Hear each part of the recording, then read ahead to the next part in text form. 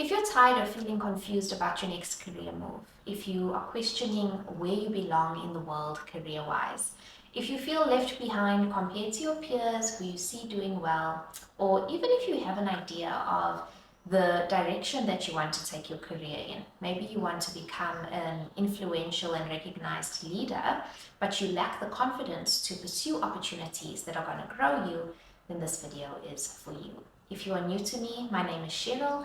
I'm an empowerment and self-confidence coach, and I help you build your self-esteem, your self-confidence, and become emotionally empowered. I'm also an ex-chartered accountant, and so I have pivoted jobs and roles within the accounting industry. I've also grown to a leadership position. I was a team leader with the title of vice president before I left the bank.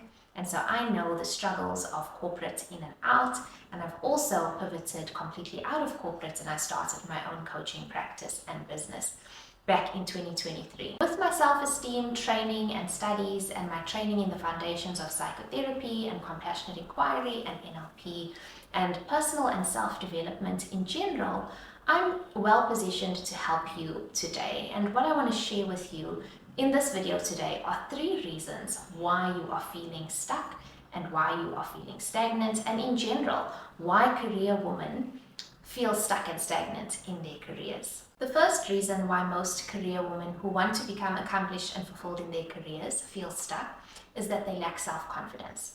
So here's what I mean. Most of the women who I coach believe that self-confidence comes from having a specific personality, so being loud and bubbly and extroverted, or they believe it comes from external things, like being the smartest in the room or having the best achievements or accolades. But really, that's where they are wrong. Self-confidence is not about being introverted or being extroverted. Self-confidence is about being authentic, and it's about being true to who you are. I myself would categorize myself as an introvert. And because I always thought I was an introvert and I was shy and I was more quiet and reserved and soft-spoken, this really impacted me in my articles when I was training to become a chartered accountant. I would struggle to stand up for myself, I would over-apologize for things, I would people-please, I would try to do everything perfectly, I would struggle to think for myself, form my own opinions, share my own opinions, and set boundaries with my colleagues. And this really impacted me from a self-confidence perspective.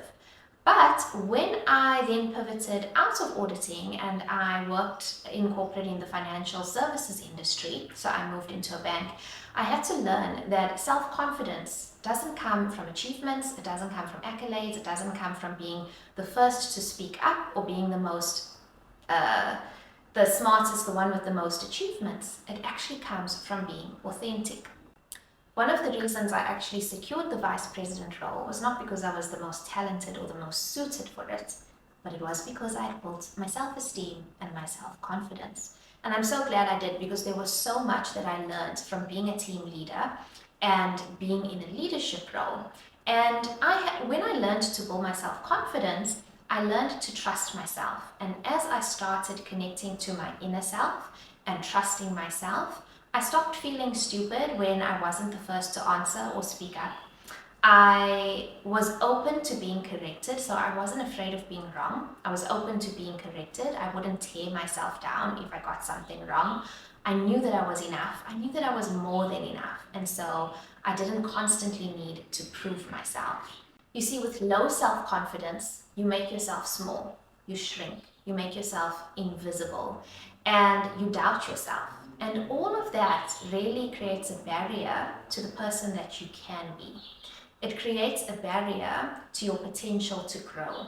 And when you don't have self-confidence, you will hesitate, you will doubt yourself, and you will be the one who holds yourself back from opportunities that excite you and give you the possibility of growing.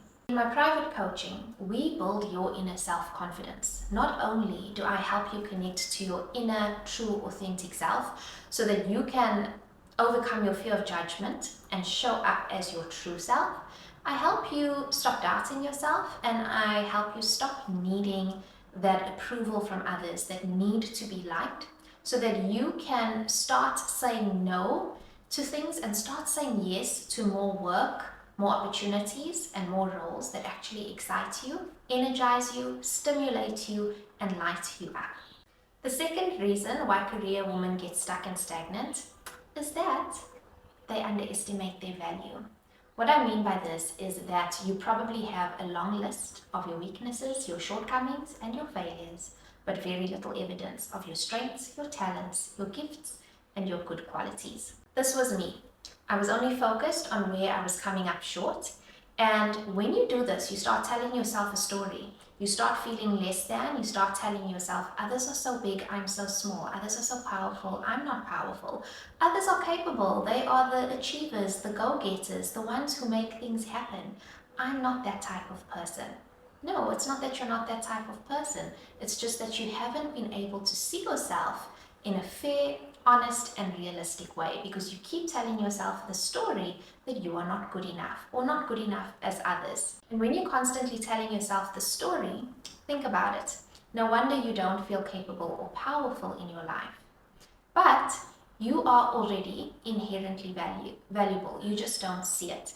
There are strengths, there are gifts, there are talents, there are skills that you already bring to the table. And I want you to think about it. Not everybody can handle being a nurse, being an accountant, being a lawyer, whatever occupation you can think of. It takes a very specific combination of skills, talents, strengths, and gifts in order to be able to do that role. And so while you are comparing yourself to others, you are completely discounting the value that you bring to the table. Every role requires different strengths and skills and talents, and you have yours. I remember when I discovered my own strengths, when I identified them, got a language for them, and actually started to own them and claim them. Everything changed for me. I was like, so I'm actually really good at these things. And what happened was, that was when I took on the role as VP because I started seeing the value and the worth that I have, that I get to offer the team and the world. I started doing ballroom dancing and salsa again. I overcame my fear of judgment, my fear of failure, my fear of what other people thought. And if I didn't have that self-confidence and that self-esteem that I built out of getting to know myself and connecting with my inner self and tuning into myself and cutting out the external noise and comparing myself to everyone else, I would never have pursued the VP role in the bank, and I would have never left corporate where people were raising their eyebrows to say, oh, but she had everything, why would she leave? I wouldn't have left to start my own business and do something that is true to me. And this is the power of building your self-esteem. You go from self-doubt to learning about who you are and owning who you are boldly and unapologetically, and that is when doors opened for me, or at least when I opened those doors for myself. The crux of what I help you do in coaching is I help you change the way you perceive yourself. I give you an honest and realistic view of your good qualities and what you bring to the table so that you can finally see your own worth and your own value. And part of that is by helping you identify and develop a language for your own strengths and your own talents and your own skills, so that you can start seeing yourself as capable, worthy, and deserving, because you truly are. And the third reason is that you've only been shown a set or a narrow set of career options. If you've been in the same industry or job for a very long time, it's easy for you to feel boxed in. And when you are in a box, think about it, you can't see what's outside of the box. And when you can't see beyond the box, you can't see what's possible for you, and so you continue playing small. So that was me at the bank. I was VP, I was vice president, even though it was a leadership position, but I knew that I had reached my growth cap. I knew that I didn't want to become CFO, I knew that I didn't want to grow any further, but I didn't know what was possible for me outside of the bank. What I did know was that I was so much capable of so much more, that I was sitting on my potential, and that I wasn't using my full set of capabilities and aptitudes and making the impact that I really wanted to make. I'd also asked the bank to fund a coaching program for me, which they said no to, because ultimately I wanted to coach and mentor within that space, ideally. And I also knocked on other doors, and as I knocked on other doors, there were a lot of rejections and there were a lot of no's, but I didn't give up.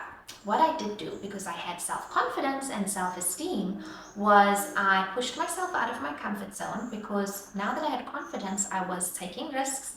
I wasn't afraid of failure. I wasn't overthinking what would happen, and I wasn't afraid of what other people would think. And so what I did was I went to networking events, even if it was by myself. I joined communities. That is how I started studying psychotherapy through the UK.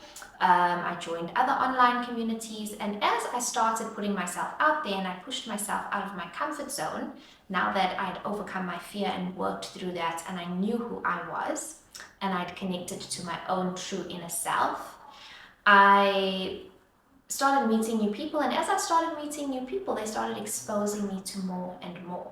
And so in that way, I was introduced to a whole new world of possibilities. And so what I'm saying here is that the opportunities are not going to come to you.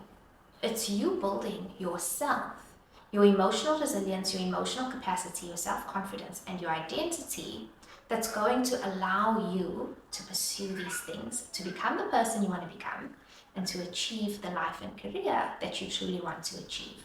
And it was working on myself, my self-confidence, my self-esteem, my identity, that I realized that I found coaching, and that I realized that that was what I wanted to do.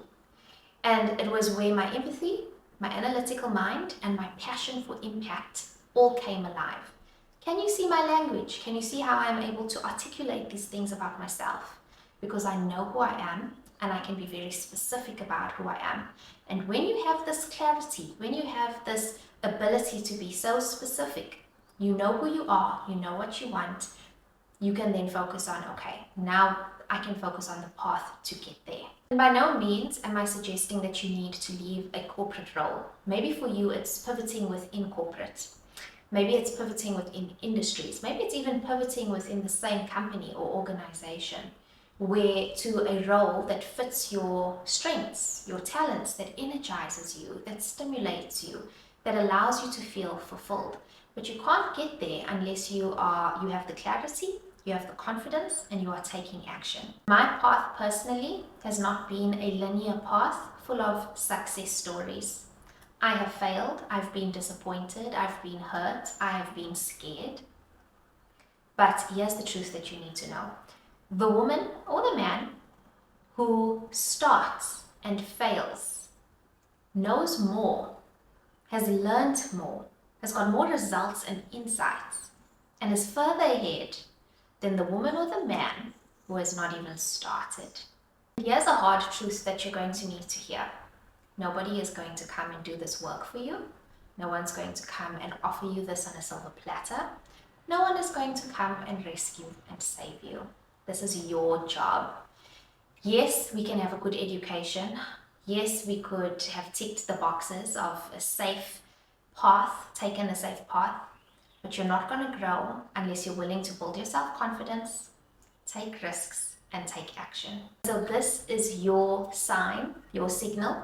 If you feel the pull, if you are resonating with what I'm saying, to give yourself permission and take responsibility for the trajectory of not only your career, but your life. And if you would like to learn more about yourself and understand yourself more deeply, I've created a free 5-minute quiz that is really going to help you. Because when you are not growing, when your life is not really reflecting the growth and your true capabilities, it's not because you are not capable or you are not talented. There's a self-esteem barrier. There's a block that you can't see, that's invisible to you, that someone else needs to mirror back to you. It's a blind spot that you need to be made aware of so that you can overcome it and work on it. And so the feedback that you will get from the free 5-minute quiz is you're going to understand what your emotional pattern is and why you have felt held back or felt like you couldn't grow for so long. You will get an explanation as to why progress and growth has felt so hard, despite the fact that you are a hard worker and you're putting in your best efforts, and you're going to get clear, first, actionable steps. The link for the quiz is in the description box below, and if you are ready to build your self-confidence and step into your full potential, if you are tired of not doing enough and not being the person that you know that you can be, and not achieving the success that you know you can achieve, then the link for private coaching with me is also in the link below, because you can be more, you are not ordinary, and you are destined for greatness.